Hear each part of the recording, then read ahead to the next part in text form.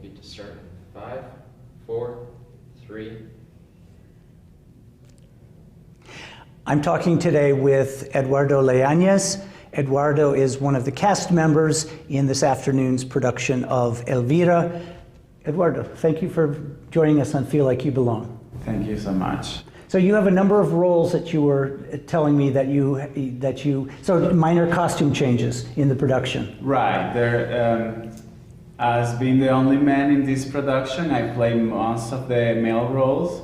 So I have 5 main characters. I play the father of Elvira, the brother of Elvira, I play a co-worker of Elvira, I play a fellow migrant crossing the border with her, and then I play a coyote. Okay. And so what is especially fun or difficult about playing a coyote? Well, I'm making my own version of a coyote. I have never met one.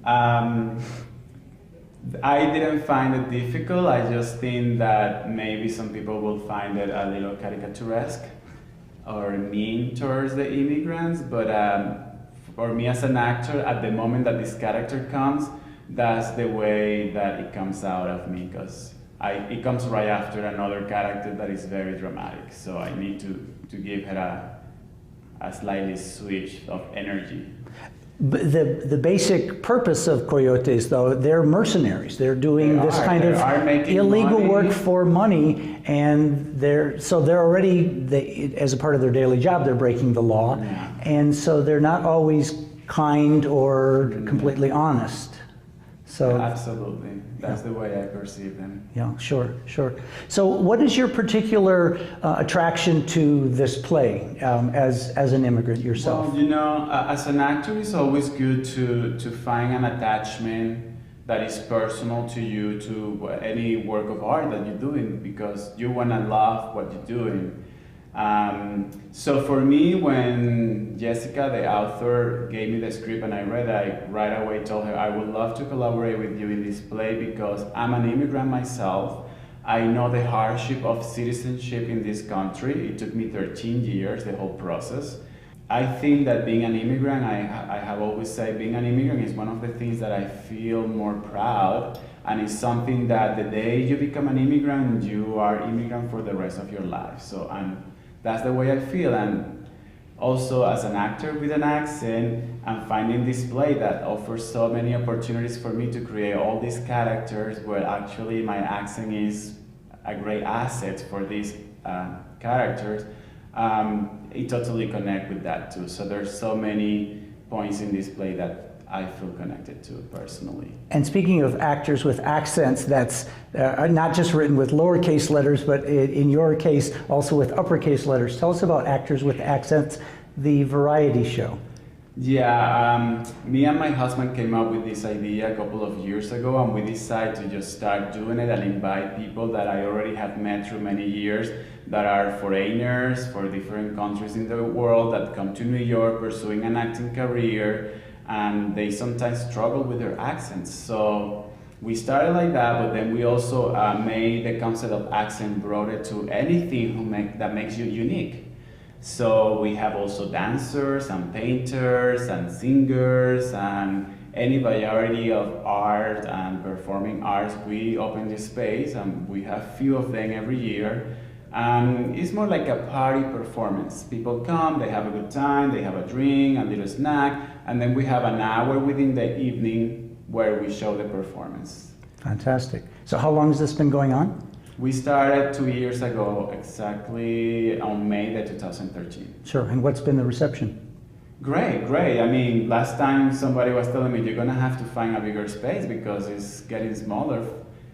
People loved it. So if anybody's curious, you can look at our Facebook page, Actors with Accent, or you can email us at actorswithaccent@aol.com or Twitter, ActorsWAccents.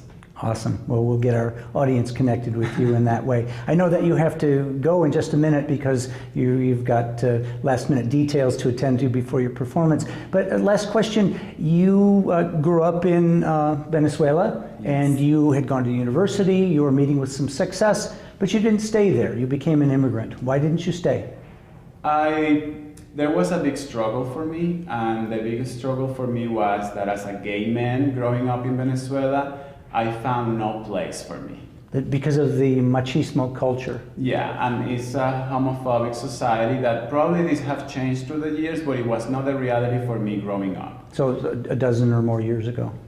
Yeah, and also, you know, I was interested in the performing arts, and there's always the cliche, and then there was all these fears, and the more I tried to develop as an artist there, I was just getting more assured of my sexual orientation. So, you know, you're young, you dream big, and I say, I'm gonna go to New York, and that's the biggest dream, right?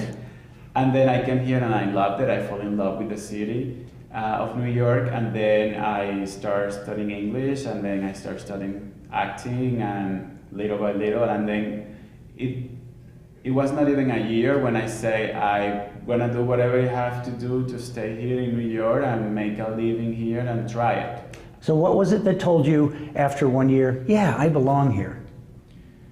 I guess you know, New York is like a little piece of the world, of every corner of the world in one little island in Manhattan.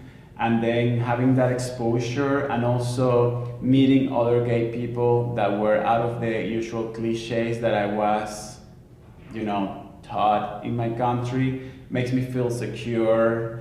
And, you know, the freedom to walk on a street and don't be afraid to be among other gay guys and let people recognize you as a gay man is such a great feeling. And I couldn't see at that time that happening in Caracas, the city where I'm from. So that was a big impact for me as a chance to live authentically.